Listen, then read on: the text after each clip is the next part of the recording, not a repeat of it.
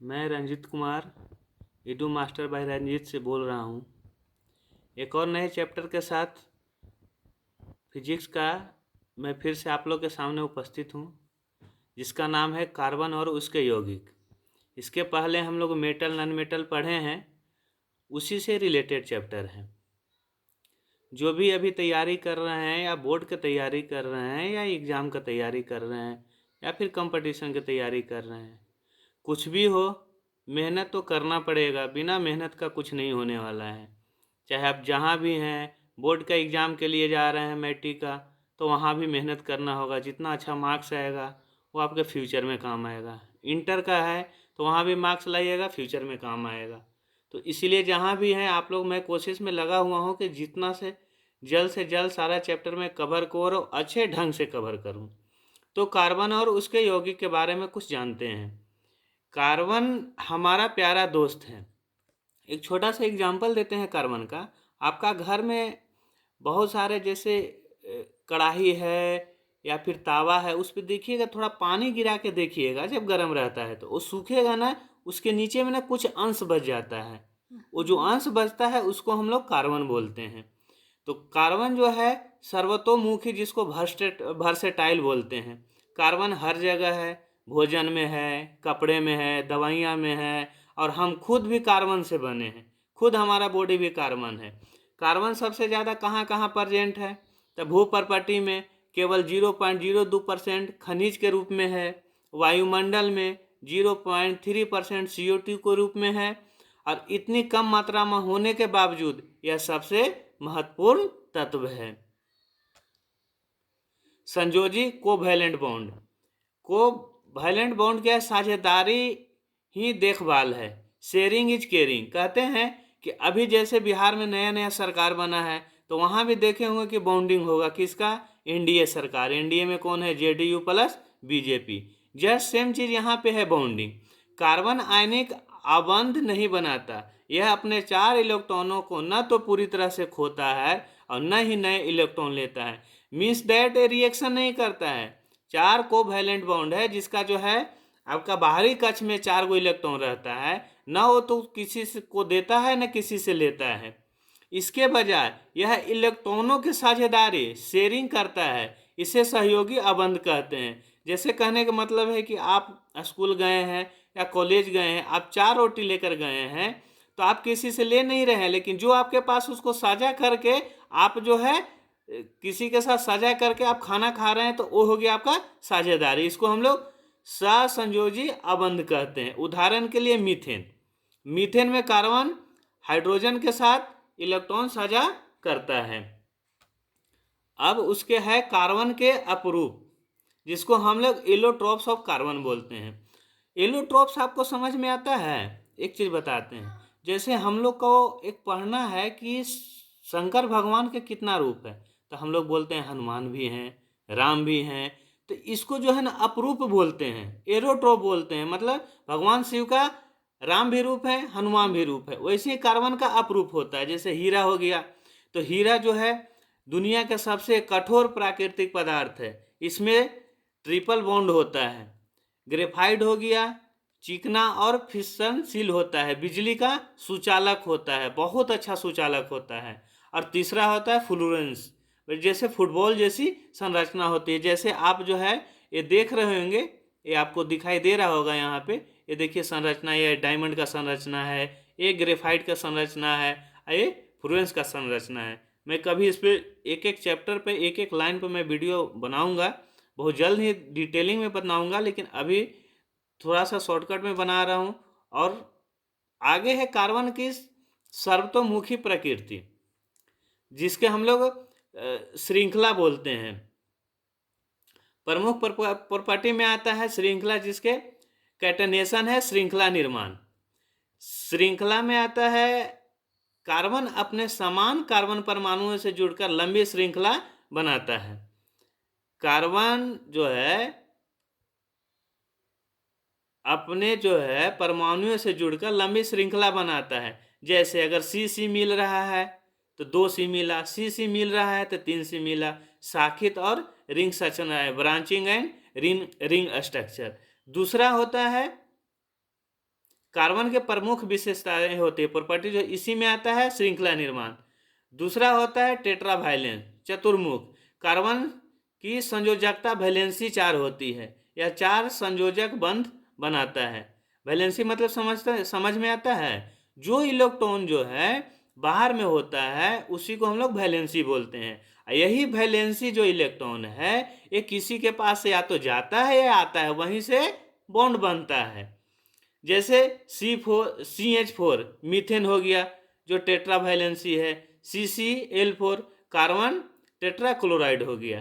तीसरा हो गया कोवैलेंट बॉन्ड, जिसको सहसंयोजक बंधन बोलते हैं। कार्बन इलेक्ट्रॉन साझा करके बंध बनाता है। अब कोवैलेंट बॉन्ड में कितना होता है कि 3 बॉन्ड होता है। सिंगल बॉन्ड जिसको एकल बंधन बोलते हैं, डबल बॉन्ड जिसे द्विबंधक बोलते हैं, और ट्रिपल बॉन्ड जिसे त्रिबंधक बोलते हैं। उदाहरण के लिए देखिए, इथेन जो है C2H6 सिंगल बॉन्ड है, एथिन जो है C2H4 डबल बॉन्ड है, और एथाइन जो है C2H2 ट्रिपल बॉन्ड है। अब इसके आगे तरफ हम लोग बढ़ते हैं तो इसका एक और है संतृप्त और असंतृप्त हाइड्रोकार्बन, जिसको हम लोग सेचुरेटेड और अनसेचुरेटेड कार्बन बोलते हैं। हाइड्रोकार्बन जो है केवल कार्बन और हाइड्रोजन के यौगिक है। तो सेचुरेटेड क्या होता है कि इसमें केवल एकल संयोजक बंधन होते हैं। इसका समान सूत्र है CnH2n+2। ध्यान रखिएगा, एकल संयोजक बंधन का जिसको सेचुरेटेड कंपाउंड बोलते हैं उसका समान सूत्र है CnH2n+2। जैसे मीथेन हो गया CH4, इथेन हो गया C2H6, प्रोपेन हो गया C3H8।